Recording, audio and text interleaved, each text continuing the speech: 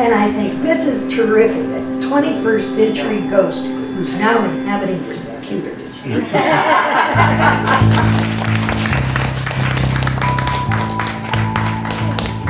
Your book. It's going to be True Crimes of Vancouver. Oh. Ooh, fun.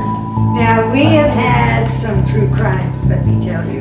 And my favorite crime of all time. Now, this is coming from somebody with 22 years on LAPD, okay? Oh. I love this story.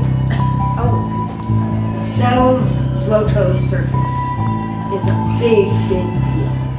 And it's coming to Vancouver. We are so excited. It takes 2 circus trains to bring this.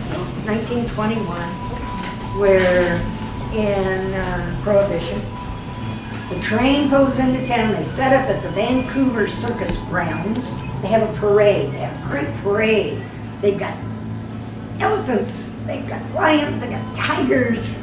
Wow. They've got equestrians, they've got clowns riding bareback. And they go down Main Street, Washington, and they do 2 performances. It's incredible. I mean, it's a hit. Everybody, kids play truant all over Clark County. Tremendous success. When it's over, the treasurer gets into his Dodge pickup truck. He's going to go back to the trains. He loads the back of his truck with clowns. Doodles, the clown's mother. Doodles was a horseback riding clown. He put Doodles, the clown's mother, in the cab of the car, and they set off for the train.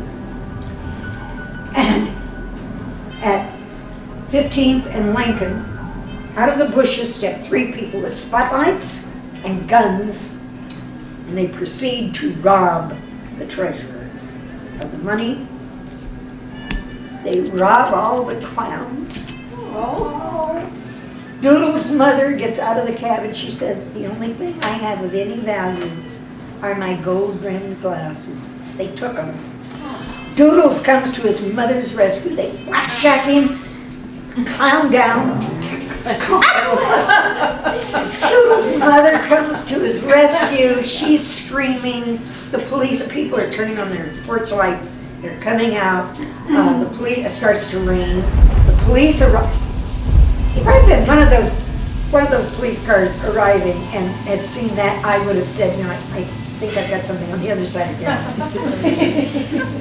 But no, they stuck with it.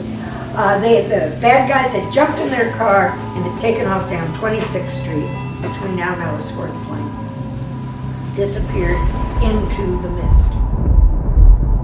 The next morning, probably the most honest farmer in Clark County is up at in Los Central on the Pacific Highway, and he comes out and he finds someone has been digging in his field.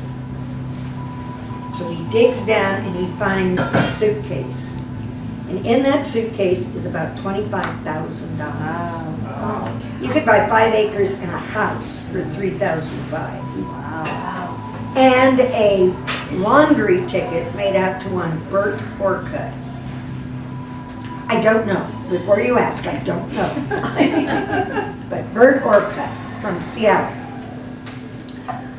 So they said he, as I said, the most honest farmer in Clark County. He immediately called the sheriff and said, "I have found this $25,000. He recognizes it must be from the circus robbery. He calls the chief of police, Henry Berge. The 2 of them go out. They stake out through the day, through the night. Finally, 2 or 3 o'clock in the morning, car pulls off the highway. 2 guys get out with shovels and start digging. They tell them to stop, of course, quite politely, I'm sure. And they started running, and they fired. They got one guy in the buttocks, the other guy in the shoulder, brought them both down, arrested them, impounded everything. They go to trial, and their argument is they could not have done this because, number one, they are not robbers, they're bootleggers. And at the time of the robbery, they were in Centralia selling whiskey. And they had this whole host of character witnesses who said, in effect, he's my bootlegger and he's an honest man. They got 15 years anyway, Oh. each. Nobody believed that story. But I think that is one of the best crimes I've ever heard. Clown down.